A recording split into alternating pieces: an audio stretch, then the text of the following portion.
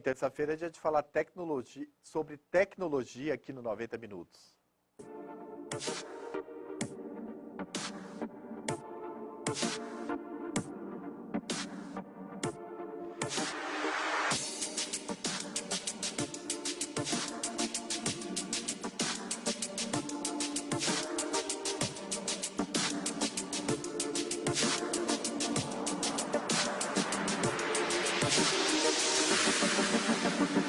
Alex Fernando, bom dia, Alex. Bom dia, Marcos. Bom dia a você que nos assiste.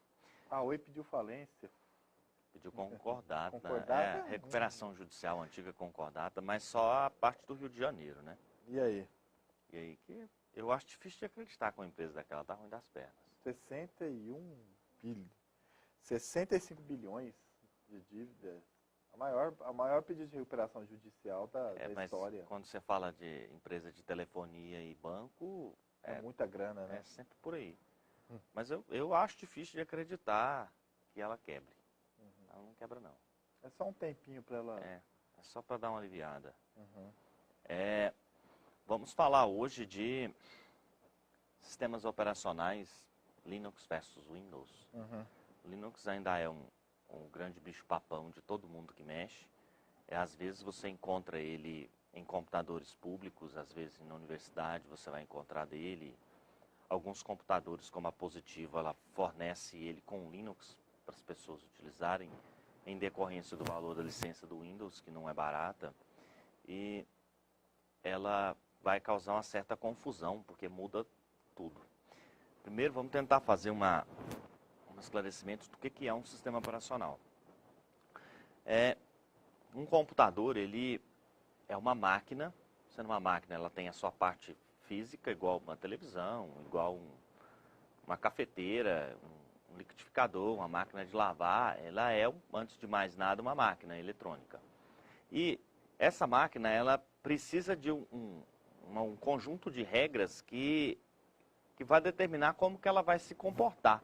Como, por exemplo, se alguém pressionou um determinado botão no painel dela, ou no caso do computador, se foi no teclado, se moveu o mouse, se entrou um som por uma interface de áudio, ou o que ela vai responder, se vai sair um áudio num ponto, se ela vai se comunicar por uma porta de rede, vai mostrar alguma coisa numa tela, num monitor, ou alguma coisa desse jeito. Quem faz esse gerenciamento todo é um sistema operacional. É aquilo que você vai encontrar hoje em praticamente tudo que é microprocessado. Os computadores, os mais comuns, né? Você vai encontrar em tablets, smartphones, até nos telefones que não são tão smarts assim, eles já são, desde a época do Symbian, da Nokia, lá já era um sistema operacional que gerenciava o hardware inteiro. Isso permite, por exemplo, que você instale um aplicativo ali em cima. As Smart TV, além disso, ainda existem uma série de outros instrumentos que eles utilizam. Equipamentos que você tem dentro de casa, como, por exemplo, um roteador. Ele utiliza um sistema operacional que, quando é muito pequeno, é conhecido como firmware, mas não deixa de ser um sistema operacional. E em cima desse sistema operacional, permite que eu coloque aplicativos ali, por exemplo, um navegador de internet, ou um editor de texto, um bloco de notas, ou o Word, que todo mundo está acostumado. Quando você vai lá e digita alguma coisa no seu teclado, o sistema operacional que está rodando, ele escuta esse teclado e entrega o conteúdo do teclado para o aplicativo. Olha, o usuário está digitando isso. Aí ele trata isso. Aparece na tela lá o que o cara digitou. Quando você manda imprimir alguma coisa de dentro do aplicativo, o aplicativo ele entrega para o sistema operacional e fala, imprime isso aí para mim. Aí o sistema operacional sabe, a impressora minha é tal, vou mandar para tal lugar de forma tal que a impressora entenda. E aí ela imprime. Quem faz todo esse gerenciamento na parte baixa ali, se comunica com a máquina em si, com a parte física e com os aplicativos, é o sistema operacional. Daí a importância que ele tem. E ele praticamente vai gerenciar tudo que você tem. 90% de tudo que você faz na máquina, a responsabilidade é dele. Sobra muito pouco para os aplicativos fazerem. E aí começa aquele pequeno problema. Todo mundo cresceu utilizando Microsoft Windows, das janelinhas, com mouse. Desde que saiu, aquilo foi uma revolução. Porque antes dele era linha de comando, quando você tem o prompt de comando hoje, que você consegue abrir ele ainda, nas versões mais novas do Windows ainda existe. Lá você vai lá e diz, por exemplo, que você quer entrar numa pasta, quer escrever um texto, quer ler um texto, quer apagar um arquivo, quer imprimir alguma coisa. Tudo isso ainda é possível fazer lá, via comando. Mas hoje, basicamente, tudo é feito via mouse. Hoje é gráfico. E os outros sistemas operacionais, como, por exemplo, o Mac. O Mac, basicamente, ele funciona com um Unix por baixo ali. É a mesma coisa que um Linux, só que a interface é trabalhada daquela forma. Um Linux hoje, ele tem também diversos Linux no mercado, todos vão trabalhar da mesma forma hoje, tudo usando mouse. Mas, basicamente, eles têm os comandos ali. Vamos tentar descrever aqui as diferenças entre uma coisa e outra. A primeira diferença mais latente deles é a parte do código-fonte. Permite alterar ou não permite alterar. O Windows, ele é daquele jeito que você comprou ali e pronto. Eu não tenho como mexer em nada. No caso do Linux, o código-fonte acompanha o produto. Uma pessoa que conheça de programação, ele consegue mudar o que ele quiser no sistema. Daí começa aquela parte dos embarcados. Como, por exemplo, um Android que você utiliza no seu celular é um Linux. E ele simplesmente foi feito para rodar naquele tipo de dispositivo que é smartphones. Existem no mercado milhões de tipos de Linux diferentes. Você vai encontrar aí desses comuns para você rodar em casa, igual o Ubuntu, que é derivado do Debian, que foi uma das primeiras distribuições que existiu. Basicamente, esses grupos, porque eles são desenvolvidos pela comunidade. Juntam-se esses pequenos grupos e vamos desenvolver um Linux assim. Aí ele pega o núcleo do sistema, que é conhecido como kernel, e ali, esse é sempre o mesmo, e ali ele trabalha a parte acessória em cima, que é essa comunicação, tanto com o usuário quanto com a máquina, as duas partes que o sistema operacional tem que fazer. E com isso, você consegue ter uma infinidade de produtos diferentes e com aplicações diferentes.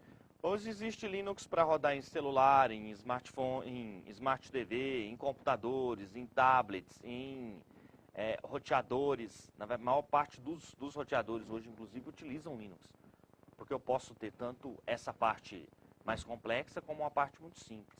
A parte gráfica de um sistema operacional, onde está as janelinhas, os símbolos, os ícones que você vê, o próprio mouse, o arrastar do mouse, aqueles efeitos, tudo, isso é a parte gráfica do sistema. Embaixo dele existe uma parte que é o núcleo rodando. O Windows também tem, só porque é agregado, os dois você não consegue separar. No caso do Linux, é uma coisa e outra. Você permite ter um Linux com uma interface X, visual ali, e uma possibilidade de ter uma outra completamente diferente, que também é visual. Existem mais pesadas, mais leves, depende muito da aplicação. Existe Linux hoje capaz de rodar numa máquina muito antiga que o Windows nem sequer ligaria à máquina. E, além disso, você ainda tem a possibilidade de trabalhar com Linux sem interface gráfica, como acontece muito em servidor. Aí ele volta lá na origem, onde o usuário, normalmente para administrador de sistema, ele, ao invés de ele clicar e arrastar, ele digita, olha, apaga isso para mim, move isso para mim, cria isso para mim, envia tal coisa para isso aqui para tal local. Ele digita em comandos que a máquina entende e a máquina faz. Os comandos são os mesmos desde a década de 60, tá? Então, quem aprendeu uma vez, vai utilizar eles para sempre. E a vantagem, Alex, disso? Olha, flexibilidade. Hoje, quando você fala de ambiente gráfico, você está limitado a apenas aquilo ali que foi implementado. Em texto, quando você digita, você é que manda. Uhum. Se eu disser para a máquina que é para fazer uma coisa que ninguém preveu antes, ela vai fazer. Mandei ela fazer. Uhum. E existem as desvantagens. Primeiro, é mais complicado, porque você tem que decorar os comandos. Existe estrutura certa, não é um comando específico, ele pede parâmetro na frente, como apagar. Apagar o quê? Tal coisa. Mover. Mover o quê e para onde? Então tem sempre isso que eu tenho que saber. Não é tão automático quanto arrastar um mouse, tão intuitivo quanto arrastar um mouse. E segundo, que não existe muito arrependimento. Quando você fala de sistemas operacionais que trabalham apenas com console dessa maneira, quando o cara mandou fazer uma coisa e pressionou o Enter, ele executa sem discutir. Ao contrário do Windows, por exemplo, você manda apagar um arquivo específico e pergunta, tem certeza? Você vai falar que sim. Se for um arquivo do sistema, ele vai perguntar umas 4 vezes. Tem certeza? Você fala assim, ó, isso vai danificar tal coisa. Tem certeza? Sim. Ele ainda vai perguntar de novo, olha, se você fizer isso, a sua máquina pode não ligar mais. Você ainda assim quer fazer? Então, é uma insistência muito grande. Tá certo que para um usuário isso é uma segurança, mas para um administrador que às vezes está até com pressa, isso é chato, é irritante. Ele sabe o que ele está fazendo. Ah, ou não, porque eu já vi uns que não. Agora, no caso do Windows, não. No caso do Linux, não. O cara digitou o que ele quer e deu um enter, pum, ele fez. É igual um gerenciador de banco de dados. Se às vezes o cara digitou inteiro lá assim, ó, por exemplo, apague um banco de dados inteiro sem possibilidade de recuperação e deu um enter, ele nem discute, ele simplesmente faz o que o cara mandou. Se isso fosse rodando em ambiente Windows, ele iria perguntar e perguntar e perguntar. Tem certeza? Tem certeza. Seria nessa primeira situação que apaga de uma vez para o profissional lidar, né? Obviamente, né? Não é o usuário comum. Né? É porque normalmente ele já sabe o que ele está fazendo, né? Tipo, ele tem noção de que se ele apagar uma determinada coisa, pode realmente prejudicar a outra, ou às vezes não. Porque às vezes um arquivo de sistema, por exemplo, às vezes ele é de uma parte que o cara não usa. Ele só está comendo recurso da máquina. Então, o usuário não sabe, porque eu já vi o usuário leigo, é assim, ó, o computador dele está sem espaço em disco, aí ele vai dando uma navegada lá nas pastas, isso aqui eu não sei para que serve, tá à toa, está comendo espaço, vai fritando.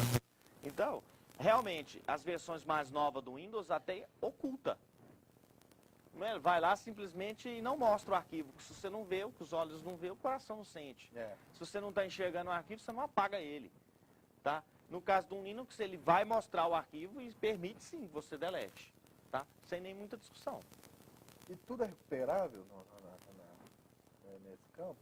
Olha, quando você fala de recuperação de dados, basicamente a estrutura como ele é gravado num disco, o padrão ele não é apagado. Um disco, ele nada mais é do que um grande amontoado de dados, onde ele grava os zeros e uns ali, e ele tem uma tabela, tipo um índice.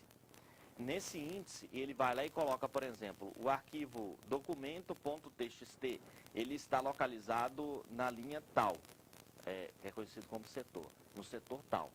Aí, lá está aquele conjunto de coisa. Quando você pede para o sistema operacional, me mostra o que tem no diretório tal, ou você abre a pasta lá, ele vai, ao invés dele lá correr o disco, ele vem aqui no índice e olha, lá nessa pasta tem isso. Aí ele mostra para você. Aí você pega e fala para ele assim, eu quero ver o conteúdo desse arquivo aqui. Você clica 2 vezes no arquivo e ele vai abrir. Aí ele vai lá, pega aquilo ali e traz para a tela. Pegou o endereço, já foi direto lá. Quando você vai lá e fala para ele, apaga esse arquivo aqui para mim, ele simplesmente vai lá no índice e apaga. Então ele apagou? Não, ele não apagou. Ele continua lá no disco do jeito que estava. Só porque aí, para o sistema operacional, aquele pedaço no disco está como livre. Se ele está como livre,